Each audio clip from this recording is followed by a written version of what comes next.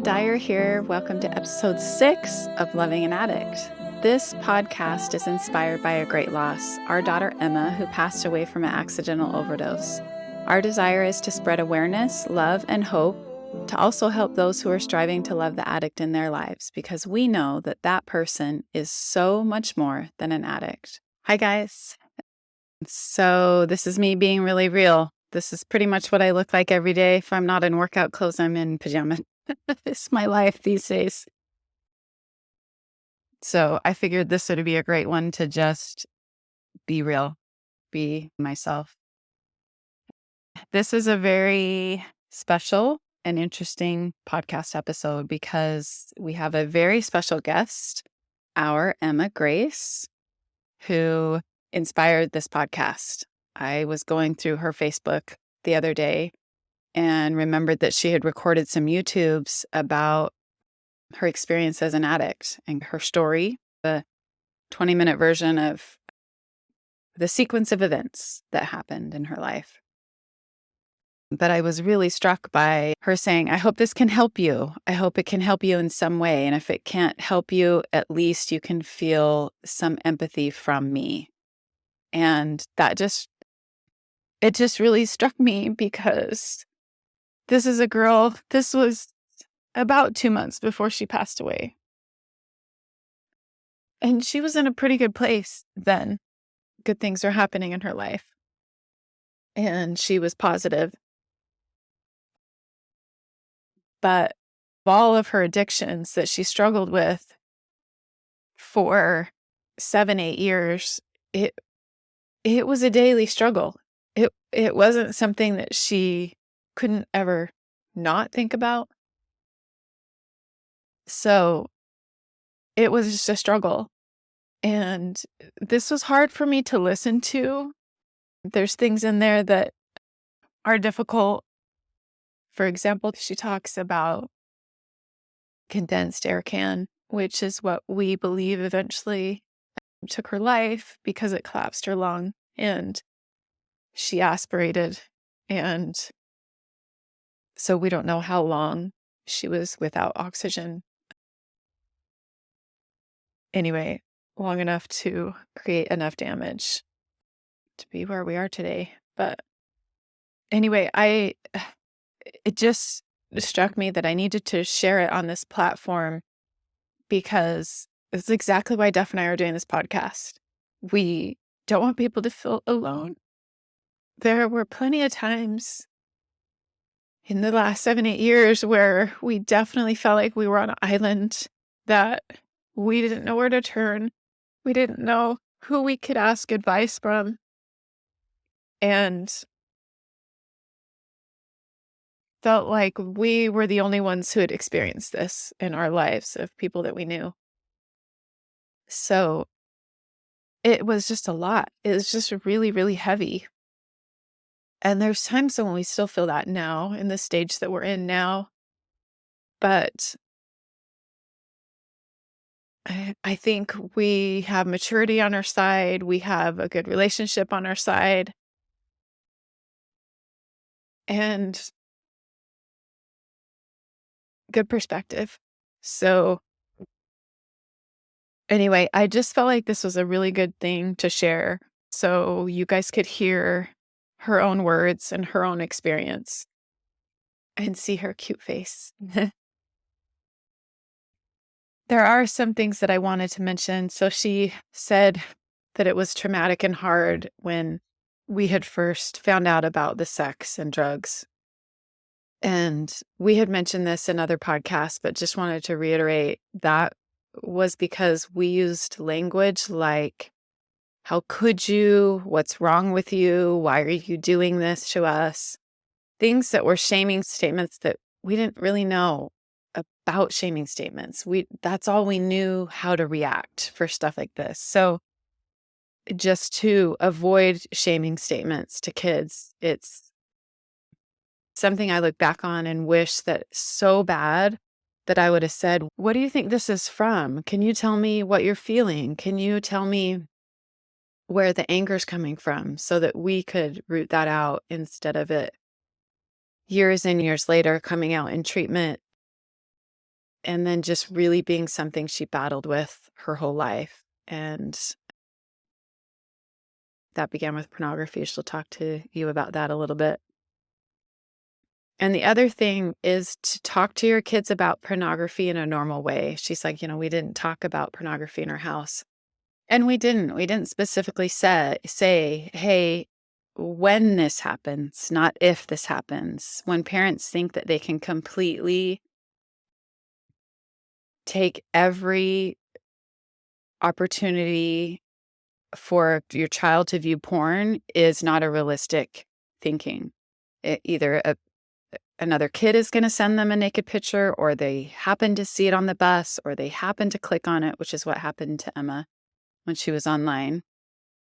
There's so many ways that it's just out there all the time that we need to talk about it. And we need to say, hey, when you see an image that doesn't make you feel good, maybe it makes your stomach flip-flop, or it's confusing, or you don't understand it, or you're curious. There might be all of these different things that you're going to be feeling. Can you come talk to me about it? I would love for you to tell me what you saw so that I can help you understand and explain. And because so much of it is so scary to young kids or even teenagers. It just needs to be a normal topic without the shame aspect, without saying, how dare you? And I told you not to get on the computer at this time, and you weren't supposed to be on your phone, having it be an open discussion so that the kid knows how to come to you when they're in trouble. I think we had mentioned in another podcast, it's the same thing with being around people that don't make you feel comfortable. We need to listen to that. When your child says, I don't want to hug Uncle so-and-so, we don't say, you hug him. We say, oh, that's okay. And you say to the uncle, she doesn't feel like giving a hug today, so we're going to respect that. I think so often we dismiss kids' bells that go off in their heads, and that gut feeling that they have. We need to honor that. And anywhere else they go, make sure, I don't want to share names, but someone that I know, his mother talked often about, if anybody touches you, if anybody makes you feel uncomfortable, you come to me right away. You say no and you come to me right away. And it wasn't a one-time talk. And comparing her story with most other people's story, it's like a one-time, hey, don't ever let anybody do that. And it's over, kind of like the sex talk. But this needs to be over and over and over and over, not in a scary way, not in a harmful way, but be like, hey, just so you know, remember, if you're ever in a situation where you don't feel comfortable, you say no and you come talk to me right away. That needs to be reiterated more and more, and hopefully open up the lines of communication. Because there's things that happened to me as a kid and that were kind of strange when I was really young. And I'm like, why didn't I go to my mom and tell her that?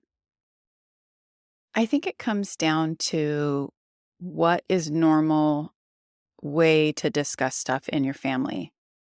And when you open up those lines of communication for things that are hard topics, and you make it in part of conversation at the dinner table, and you go with the flow and it feels normal, and then the kid knows, oh, even when it's weird stuff that I don't understand, even when it's things that it seems like I might get in trouble for, I'm going to go ahead and talk to my parents, because they open the door for that to be a topic of conversation. Pornography, sex, drugs, inappropriate things happening. All of those things need to be a normal thing that's discussed at the dinner table. So be okay to get in the hard stuff. And it's okay for you to be uncomfortable. Your kids need to know that this is an okay thing to talk about. So anyway, off my soapbox. Now I'm going to turn you over to our Emma Grace. Hi, friends. Today is actually the same day as my previous video, as you can see, but I'm getting behind on videos, so I wanted to tell my story today. I just wanted to highlight some experiences that really changed me as a person, for better or for worse. And I also, my only goal of this channel is to help others who have experienced the same and don't know how to get through it, or at least just want to feel less alone. Like, if I don't have a solution for you in these videos, like I'm not able to give you what you need, at least you know that someone else you know has been through it, or have heard your experience in mine, if that makes sense. Anyways, so I was born and raised in Washington State, like Seattle area. I had a wonderful childhood. I'm so blessed to say that. I have nothing bad to say about my childhood. I have 3 younger sisters. I love being the oldest and watching them grow up. And even though it's hard to watch them grow up, like, I feel like the proud older sister every time I see them do something monumental, or I just see a picture of them looking so grown up, or I see them in person after a while. I love my sisters. We've been through a lot together because of my struggles, but I feel like we're in a good place now, which is nice. So I started struggling with self-esteem so badly when I was 11 years old. I know exactly where it stemmed from. And this is something I'm still embarrassed to talk about, something that isn't talked about even for men, which is more stereotypical, kind of like how eating disorders are more stereotypical for women than men. So men are embarrassed to talk about it, whatever. So when I was 11, I was on the family computer and I came across one of those like Click Now ads. I don't know how it must have just been like a virus thing when those were like huge, and I don't really see viruses anymore, but like I clicked on it and I was like, what's this?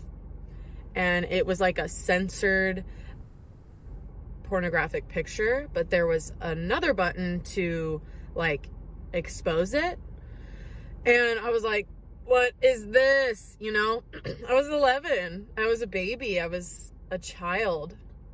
And that was traumatizing for me as a child. I remember I wrote down everything that happened, everything, what I saw and how gross I felt, because I knew it wasn't like something I was supposed to see, but it wasn't talked about in my home or anything. So I didn't really understand. And then I ripped up the paper and I threw it away because I was like, I don't want anyone to know about this.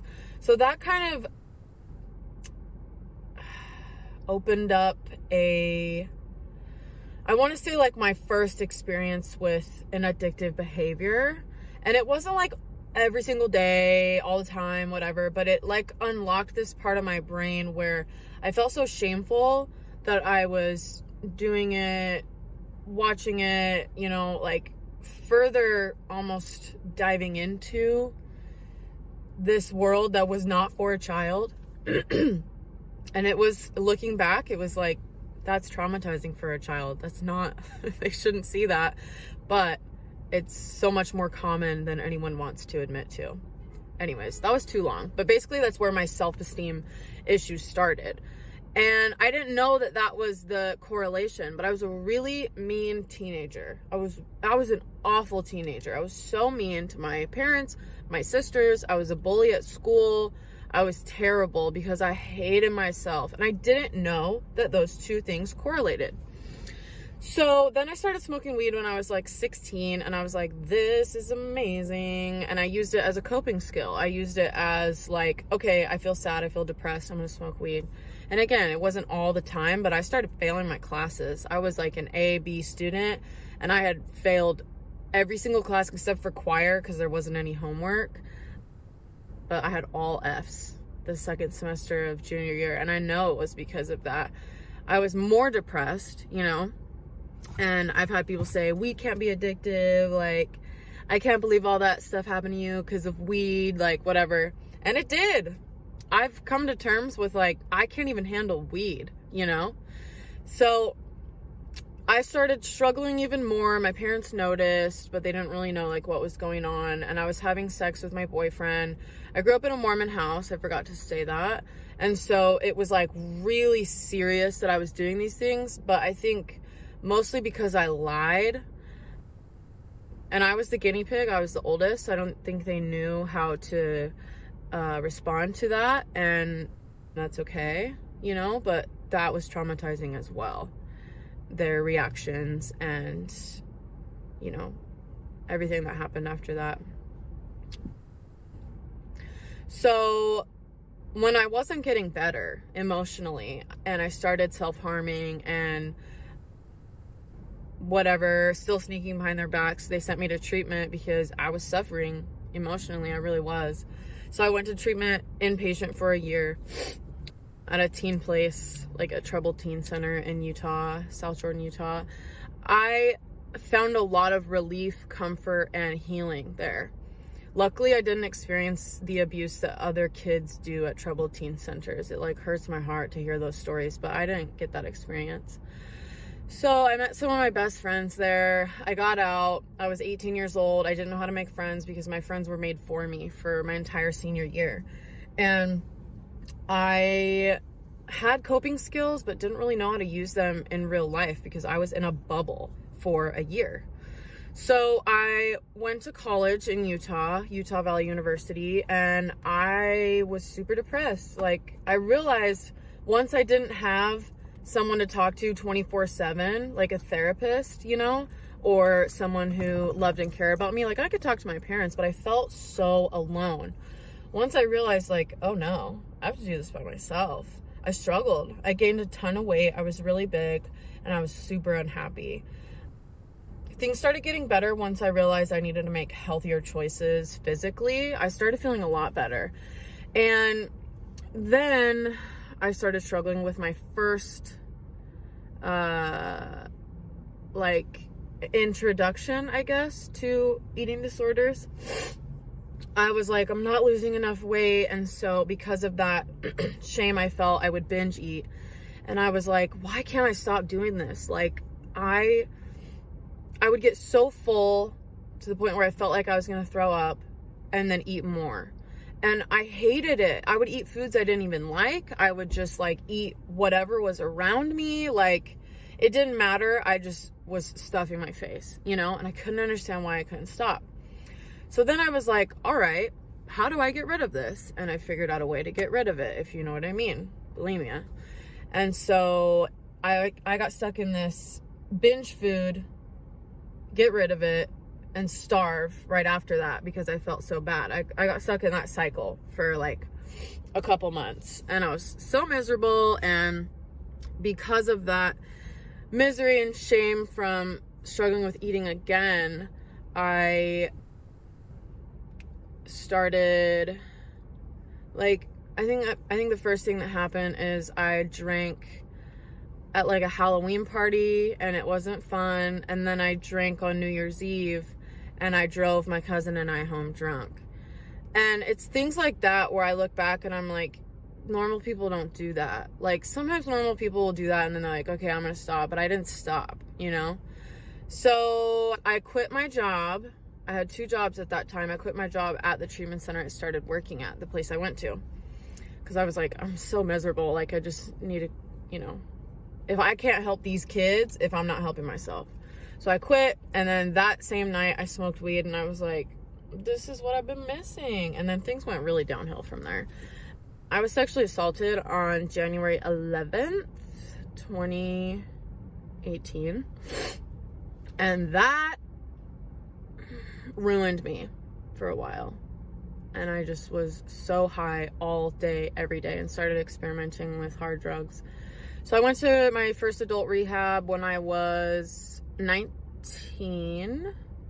Yeah, 19.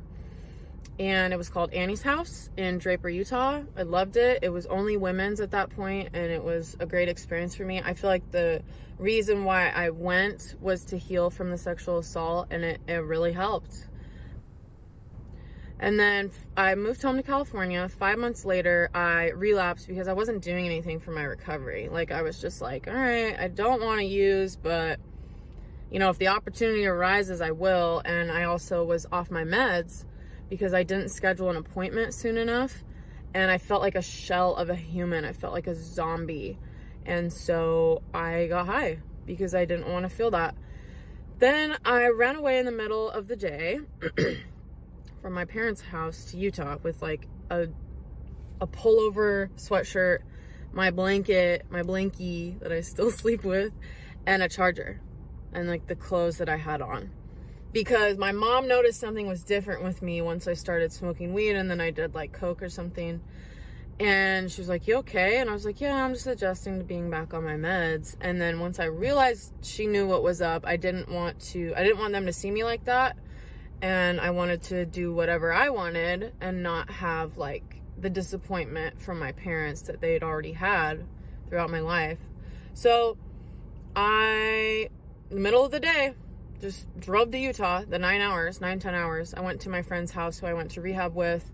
And that is when I had my first experiences with prostitution for money and drugs. There was only a couple times, but traumatic, like sucked. And I had no money in the bank when I left. I had 2 jobs. I just texted them and said I had a family emergency and never went back. So for 2 months, I was using cocaine a lot, mostly smoking weed all day, every day. Didn't have a job, was sleeping on the floor with my boyfriend in a 1-bedroom apartment of a friend of ours. I was miserable, and that's when I tried meth for the first time, and it didn't really like go anywhere because my boyfriend was like, I don't want you doing that. And I was like, okay, well, I don't want you to do Xanax. You're sleeping all day every day and you're really mean. And he was like, okay. So we just agreed to stop. But I loved meth. I loved it. It wasn't anything like I imagined it to be. And that wasn't my last experience with meth, but that was my introduction. So my boyfriend and I moved to California. He was the biggest piece of shit. I was pretty miserable then. Like, I was very blind to the fact that he was manipulating me and lying to me all the time. We eventually broke up, and then I had an amazing summer that year. Like, I moved back in with my parents, and it was awesome. And then I was clean for like a year and 7 months, not doing anything for my recovery, just like, yeah, I don't want to live like the way that I did in Utah, sleeping on the floor, like that sucked. That was a gross life. But since I wasn't doing anything for my recovery, I was looking back on pictures of me on drugs in Utah, and I was like, that looks fun. I had started struggling with starvation again and self-harming. So it was like the constants of what was happening in my life, like what always came up is right before I relapsed was like another addiction or obsession would start happening again. So I used weed and coke. I don't even think the coke was real for my like first relapse experience. And then I was like, the guy I got it from on a dating app, he was like, yeah, I asked if he could get me anything more, and he said, I can get you crystal. And I was like, cool. But what I was given was not meth. And I've had someone suggest that it was like research chemicals, which is literally just like no one knows what's in it. I had no idea. I was so sick. I was throwing up, which isn't normal. And I was hallucinating like crazy, which also wasn't normal, because when you use meth like once, you're just vibing, you're chilling. It's when you stay up for like 7 days when you start hallucinating. But I would hallucinate almost immediately. And I was like, this isn't meth. But I bought it like 4 times and spent like $500 on weed and meth in like a week. I lost 7 pounds in 5 days from just the water weight. And then I passed out one morning, and my sister told my mom. Then I passed out, and she was like, are you using? And I was like, no. So I was like, okay, I'll stop. Like, they found out, I'll stop. And then I started smoking weed again, thought I could get away with it, but I was just like so out of it. And my dad was like, you have to leave. Like, I can't have your sisters witness this. And I was like, fair. So I left, and that's when I had my first introduction with heroin. And I think that's my favorite. But I did end up getting arrested for public intoxication and possession of heroin.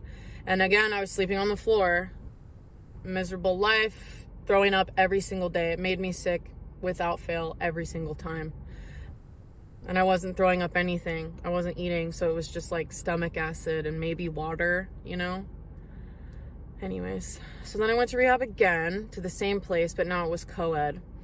And I had a great experience there. I spent 60 days there, since this relapse was like a little more intense.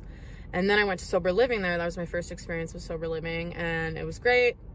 And then I had to move out because the director of the program was like, we're actually selling this house you guys live in to another treatment center. So you need to either go to a different sober living that we have or find somewhere else to live. So my roommate and I who lived there, we were already planning on moving in together because we were super good friends. So we moved in together. Everything was great until I started really struggling with self-harm again. Like to the point where I have keloid scars, if you know what those are, where they're very raised, very noticeable, very bumpy, and I have some all over my leg. And it was because I went through this terrible breakup, and it was another obsession. I was cutting myself in the drive-through while I was driving, in the bathroom at work. I had a razor with me in my wallet, bathroom, bedroom, car, just in case. And I was like, I couldn't figure out why I couldn't stop, because I'm an addict. Like, I knew that about myself at this point, but every single time I'd be like, get it together, dude. So of course I ended up using. And my roommate was pretty codependent with me. And so since she was an alcoholic, we just started drinking together. I was mixing anxiety pills with alcohol, smoking a ton of weed again, but that would always lead me to something else. I was using air duster, which is literally just air in a can, chemicals in a can, and it gets you high for like 30 seconds, but if you just keep doing it. And it's interesting how desperate I was to get high. So just kind of like a mix of all of that, cocaine like once, and then towards the end, meth and heroin so heavily that I was like so freaking miserable, so sick, so miserable. So I went to rehab again in St. George, Utah, which is southern Utah, and did 30 days there, and then went to sober living. But almost immediately after I got to sober living, I wasn't serious about my recovery. So I was smoking weed, and then I just ran away to Salt Lake, which is 4 hours from St. George, like in the middle of the day again, with a friend of mine from rehab named Corey. So we were using meth, I think heroin, yeah. And then we slept on a bare mattress in my old apartment that my friend and I had moved out of, or she had moved out because our lease was up, with a sleeping bag as a blanket. And yeah, that was my life for a few days. And then when we went back to St. George, they kicked me out of sober living because I didn't come home. So I had to get all my stuff, and all my stuff was in my car. Like, we couldn't even put the seats back because it was packed in the back seat and in the trunk. So because we couldn't sleep in the car, like, we weren't really tired anyways from the meth, but we slept at the park one night, and that was rough. And so I contacted the director of the St. George program, and I was like, I need help. I hadn't eaten. I was so dirty and gross. I hadn't brushed my teeth in like 5 days. And honestly, the first like desire of mine was literally a bed, laundry, shower, and food. And that's why I went back to rehab. Like, that was like, okay, let's go wash our clothes and take a shower. Like, I hate this. But something clicked that time for some reason. So I went back for 2 weeks, and when I got out, I started going to Narcotics Anonymous. And then, you know, the first year of recovery through Narcotics Anonymous was rough, but I got through it with NA and with a sponsor. My best friend used fentanyl in front of me. My boyfriend relapsed and lied to me about it and was like wreaking havoc on our lives. And I went through a breakup, and my friend overdosed and died, and I was struggling with self-harming again. So all these traumatic ass things that would have taken me back out in the past. Back out means back out to using. So when people say she went back out, that means they're out using again. That's like some terminology in recovery meetings. So somehow I made it through, and it was because I knew that I would have to call my sponsor the next day and say, hey, I relapsed, or I don't know. NA kind of changed me for the better. So because my boyfriend relapsed, he got us evicted from our apartment, or the room we were renting. So I had to move home because I had nowhere to go. And so I moved back to California. That is where I am now.